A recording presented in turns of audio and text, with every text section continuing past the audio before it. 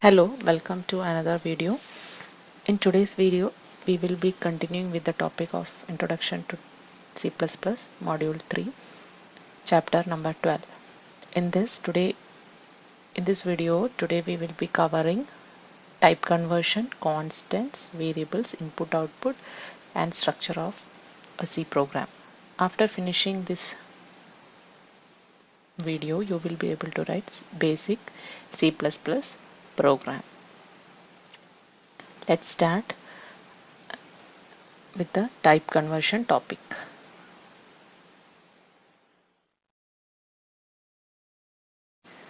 So the name of this topic is type conversion. So the topic is type conversion. What is the meaning of type conversion? As the name suggests, we are trying to convert the data type into from one form to another. So this is known as type conversion. It has two types, that is implicit conversion, another one is explicit conversion.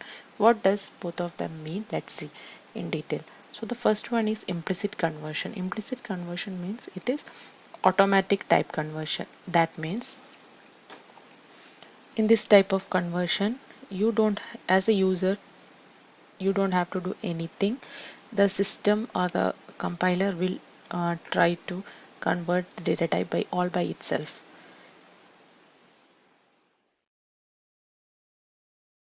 It takes place when there is an expression more than one data type is available or present. So type conversion takes place to avoid losing the data from one form to another. And all the data types of the variable are upgraded to the data type of the variable with the largest data type. If you have two data types, which is the largest one, to that it gets converted to. Okay, so we can see the example. Uh, a variable is of data type double, variable b is of data type integer, and a value 5 is assigned to it. Next one is c variable, its data type is float and value 8.5 is initialized to it. This step is known as initialization. That means the value is given to the variable at the time of declaring the data type. So this both steps is known as initializing the variable. Here it is not done. So now let's see what is this implicit conversion. Here you can see B is a data type and C is a data type which is getting multiplied, or they are getting multiplied to each other. This simple already we have seen in the arithmetic operator. So B and C both are getting multiplied, and it will be getting the product of both of these will be getting stored in a variable. This is what happens in this program or the part of the code. So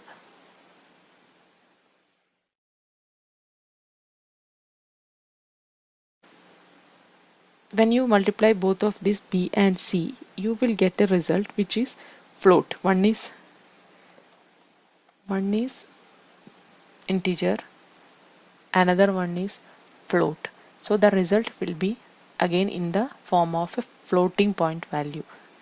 Okay, so that floating point value will be getting stored to this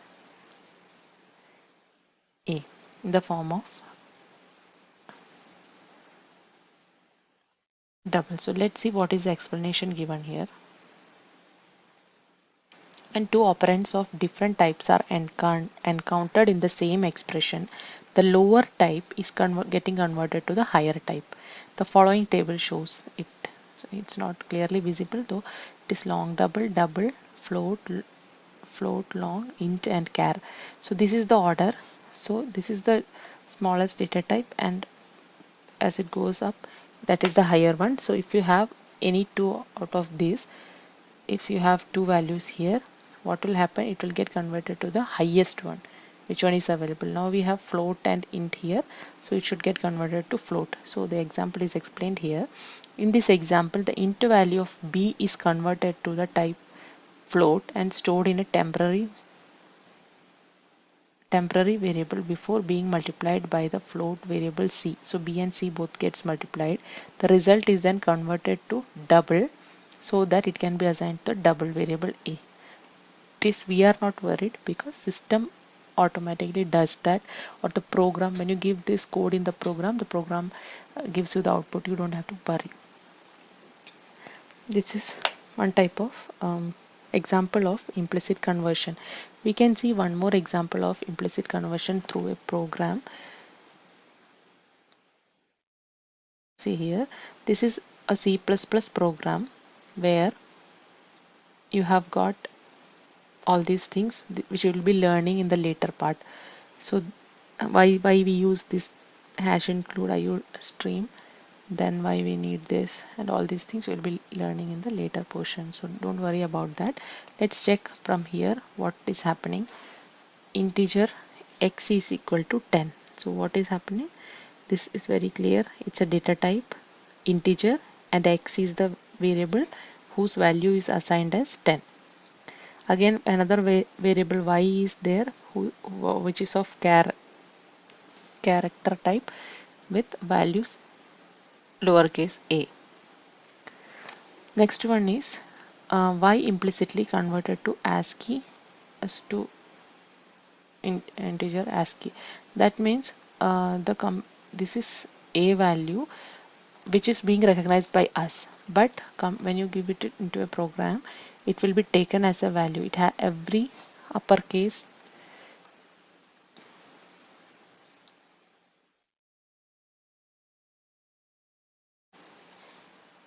all the alphabets from A to Z, uppercase and lowercase, has some ASCII values, and the value of A is 97. Okay, so in this case the value is taken lowercase a, so its value is 97. Uppercase a's value is not 97. So everything has a unique number. All these alphabets have different ASCII code.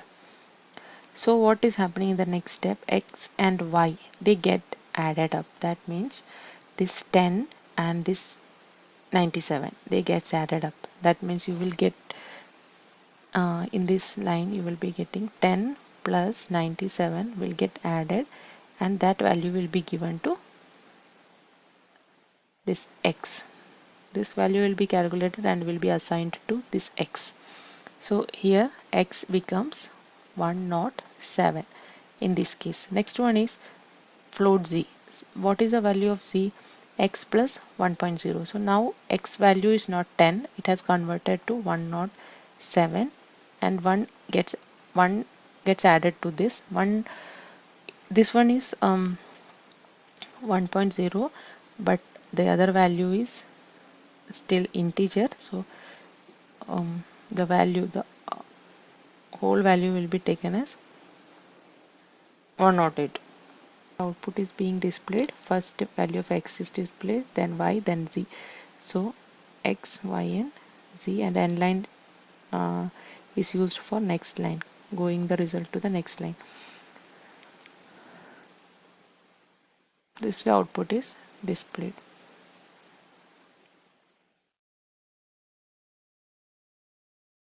So in these conversions, this is integer, this is float, and you can see here this a is being converted automatically, its value is taken. So these conversions are happening implicitly or automatically. Okay, so next one is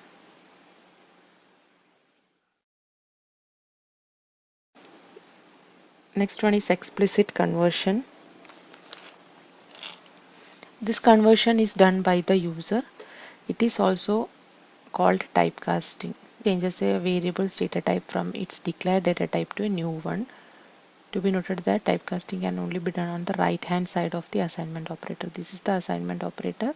It happens on the right hand side. You can see here in this step it is being done. Float I1 by I2. So I1 is integer and here I2 is also integer. It is a user defined type. Like you can, it's not done automatically. You have to write something to make a change here. So this float is written and this I1 gets converted to floating value and then gets divided by another integer value. And in this one you can see a float has to tell the compiler to promote to a floating point value. So that conversion happens here because I1 is a floating point value and I2 will be promoted to floating point value as well. Since this is float and this is int, it's get both of them get divided, and then which is a higher one, the floating point. And if you take integer and floating point is the higher one, so it gets converted to floating point value. The same thing happens. This is an example of explicit conversion. So you can see here what happens. Program is written, value 1.2 is given to x, and explicit conversion means it's manually done. So here x value is double, which is being converted to int, and then 1 gets added to it, and then the conversion happens to sum. So double is being converted to int. That is the explicit conversion happening here. So in that case, if it is integer of 1.2, that means only the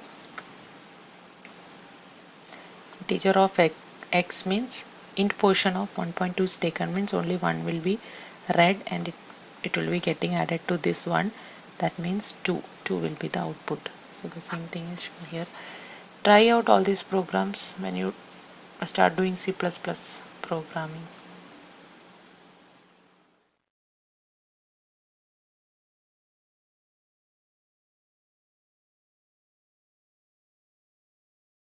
So the next topic is 12.7 constants. So as the name suggests, the meaning is constant. So value doesn't change.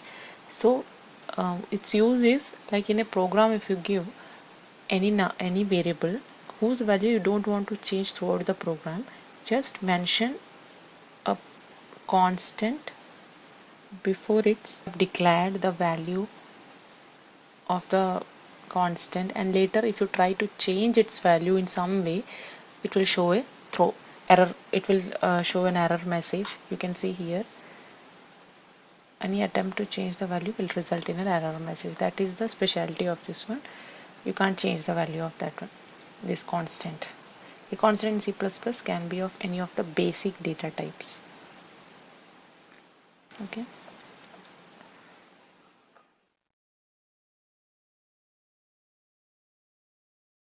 Its syntax looks like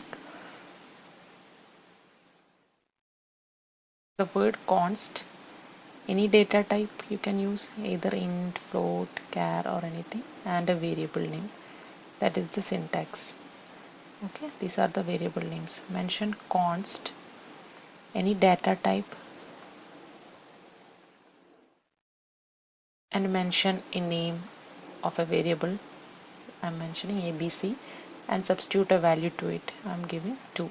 So if ABC is 2, throughout the program it should be 2. If I try to change it, it will show me an error message. This is an example of constant. So this is a C program. You can see here in this one, this is the way how it is mentioned. You will see all these things later. You need for a C program, you need this first statement. Hash include, I use stream dot h. You need this, and this is our topic, that is constant. How to mention the first the word const, then comes the data type, then comes the name of the variable and its value 5. So here you can see the value is again being changed to 10. So that's not possible. Its value should always be 15, and this in this line of code they are trying to change the value, or the programmer is trying to change the value, which is not possible. So a kind of error message will be shown to you as an output.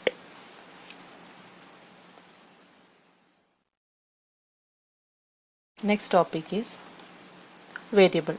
So as the name suggests, what is the meaning of variable? It varies. The value varies. So these variables are used for storing values while writing a C++ program. So the whatever is the value in this variable. So for example, if you see here, this is a piece of code. This is total is 20 here. But what is happening in the next step?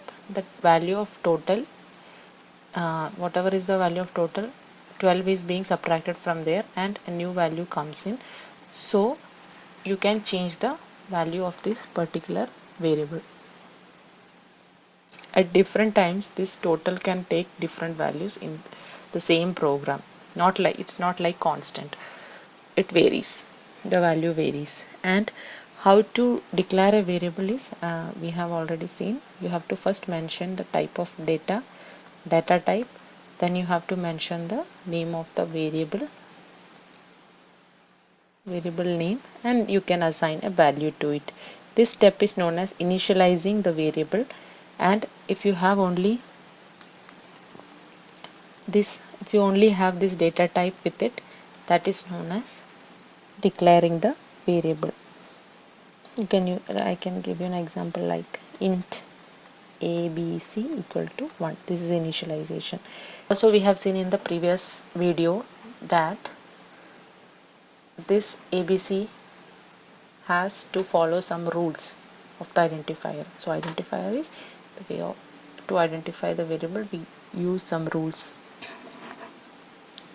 So it has to follow those rules too.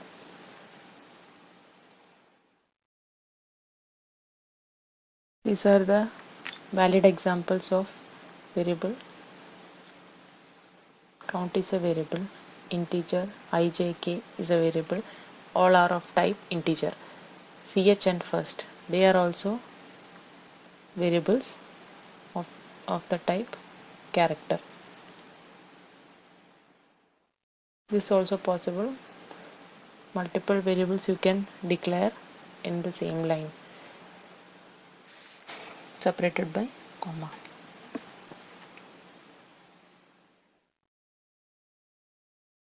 Next one is input output.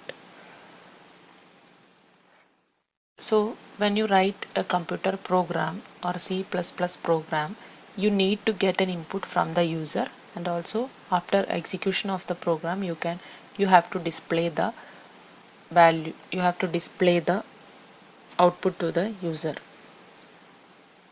Okay, for that you need two things. One is input from the user and output to the user through your computer screen. So for the input, we have got this cin input, cout for the output. That are the functions, and with cn you have got this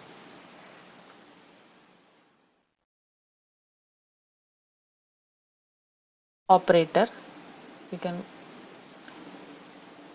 call it as extraction or get from operator, and another one is used with cout, that is shift operator or put to operator. These are the names of these operators. Keep in mind all these things.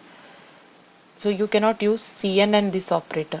You have to use with cn this operator goes, and with cout this operator goes. This is used for input and this is used for output.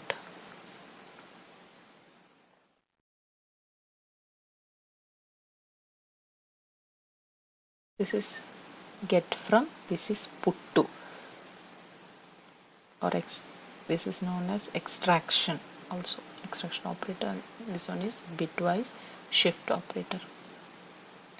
You can see here cout, my first computer is mentioned. So this cout is used for displaying the output to the screen. Use this operator, cout, this operator, and whatever you want to display on the screen of your computer, you have to mention that in double quotation. So my first computer should appear in the output of a program. So these are basic computer programs, basic computer C++ program to display something on your screen. You can try this program, but for that you need to know the structure of C++. Defines a variable sum of integer type, initializes to 100 and display the content on the screen. So you can see a part of code here. It's not a complete program.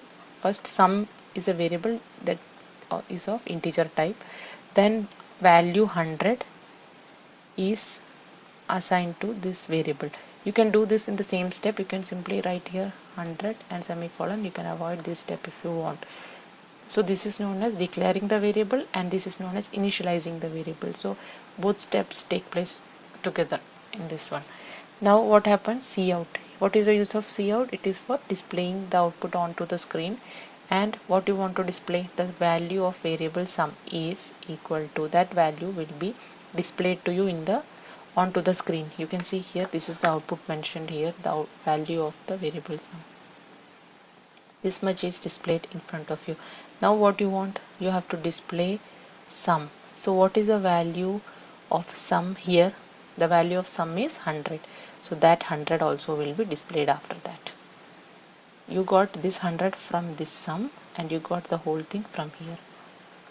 This is the way how output appears when you write a C++ program. Used and how what is done in this one. So whatever is the output you have in your memory, that will be extracted through cout and will be shown to the user on the screen. This is video visual display unit onto your screen. You can see out output stream, and cin is for extracting from the keyboard. So this can think it is your keyboard, and if you enter some message or some value from here, any message, that message will be read through this cn and through this operator and will be saved in the memory. Example, these lines helps you understand that int marks, and you have to read that mark from the keyboard. So if you give this step cin and the variable from the you it will be taken from the user, and if you want to make it much clearer, it should be cin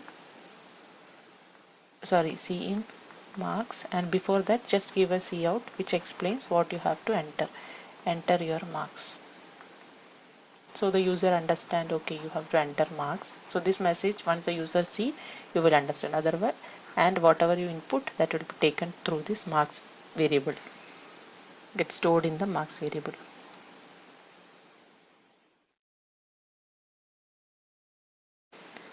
Another thing is same thing, cout, or as I have told you, cout is used for displaying the message onto the screen. Display message onto the screen. Screen is your monitor. So if this is these two lines, if you see, cout marks means first you will be able to see the word marks, and then it has an equal to sign here, that is also here, and after that cout you have another thing, marks. Here you can see no double quotation is there, that means this is the variable. So cout and the variable name, so how much is the value stored in this marks, that will be displayed. So I think 87 is already given through the keyboard. So these are the two input and output streams, very important in writing your C++ program. Cout for displaying any output onto the screen in double quotation, and cin is for taking any input from the user. When you write a C++ program, you will understand in a better way. One more thing, you can see here cascading of operators. So the next step is something like this: cout marks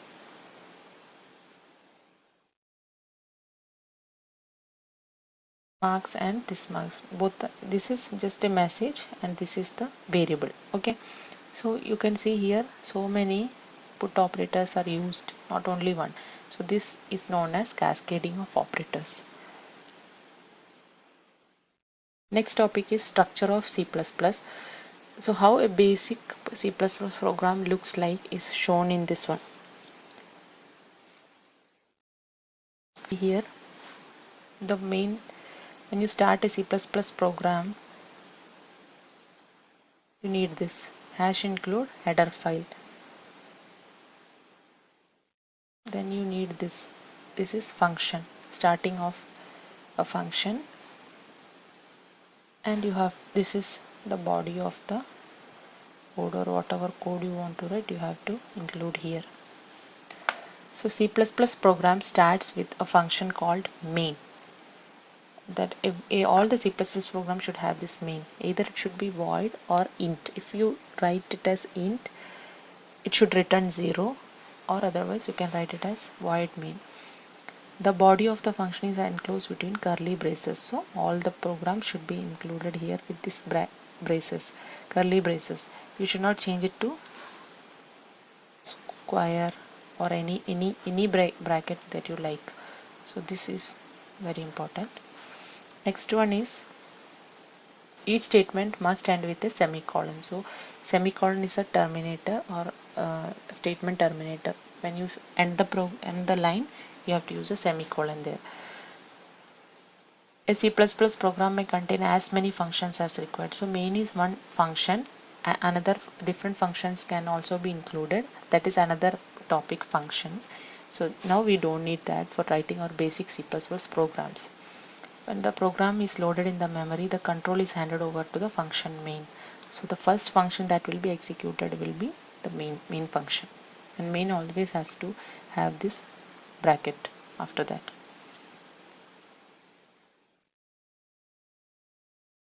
So this is a basic code C++ program shown to you. So you can see here these things are used. This is the comment, that for commenting, and the compiler will not be executing this.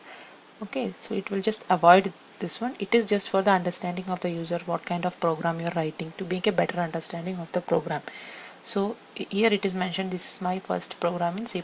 So the reader or the user understand, okay, this is the first C++ program, for a better understanding. For otherwise, if you include only the codes, it may be a confusing thing what is happening right in the program. So just for a better understanding, this program,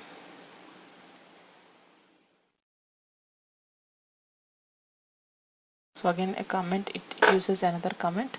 And then next one is hash include iostream.h. This is the header file. So you can understand it in this way. This is for input output. So as I can tell you, if you have a library card, okay, if you have got a library card, then you have the right to borrow book from the library. You can return the book. Then what else you can do? You can again extend the date of the book.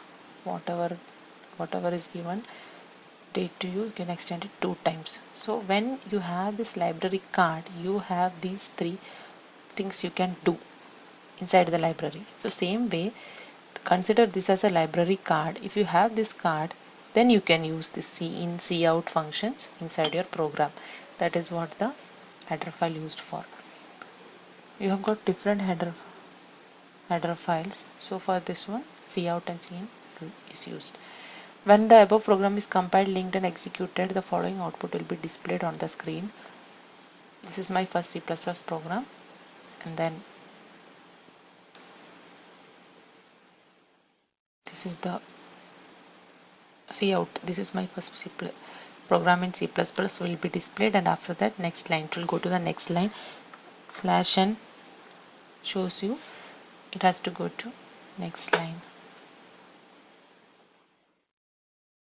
And endl also can be used after the extraction,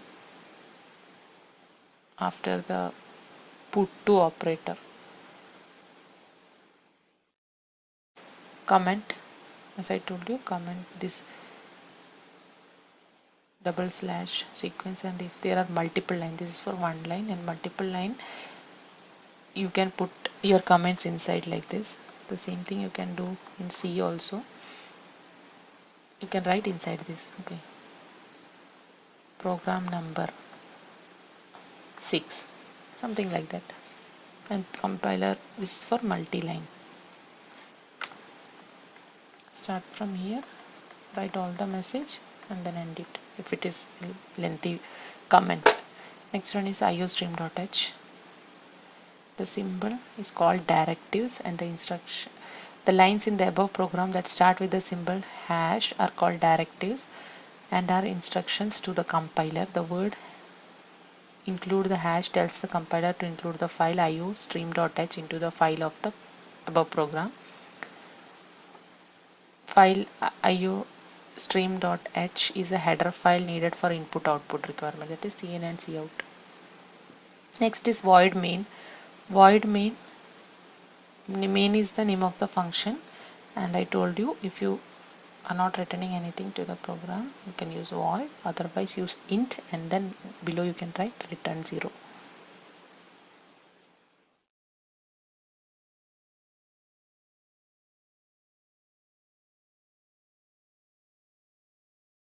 And after the main function you have to include a curly braces. You cannot use any other kind of brackets. This is a simple C++ program to exchange two numbers. Before that you have to do some programs that will help you understand C++ in a better way. You can use any online compiler. Try out these programs. The first one says display hello world, which you can write the basic steps of C++ programming and include a cout. So this would work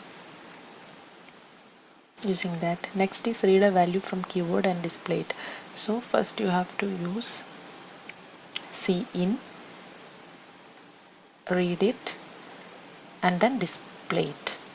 Read a value, any value which the user wants, and then display it. So try this program using cin and cout. Then next one is take any two values in a variable, find out its sum, difference, product, quotient, and remainder.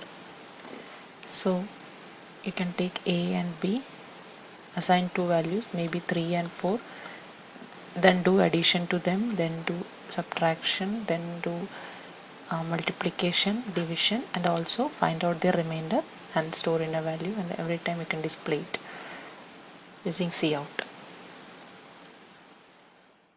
Next one is size of operator, which is done in the previous video. Use size of, how it can be used in the program. So nothing else you need, you just have to directly display it. Size of, try out that one. It's a program for swapping two numbers. So you have to interchange two numbers, that is for this program use a third variable. So try out this program, like you have 3 and 5 in a and b variables, and use another variable, store this value here, and then give the value 5 to this a, and then whatever is there in c give it to b, and then display their values. This is the way you can use using a third variable. Another one is show if this is an even number or an odd number. So again think about this, whatever you have studied, what you can use it and display. So we can use this mode operator for this program. Think when you can use this mode operator to display the output. What is a even number? Always get divided by 2 and returns the remainder as any number. When it gets divided by 2, it will give you an output 0. So this works on this logic. So find out whether 166 is an even number or odd number and display also. So if you try all these programs, you will be understanding C++ basic programming. Thank you.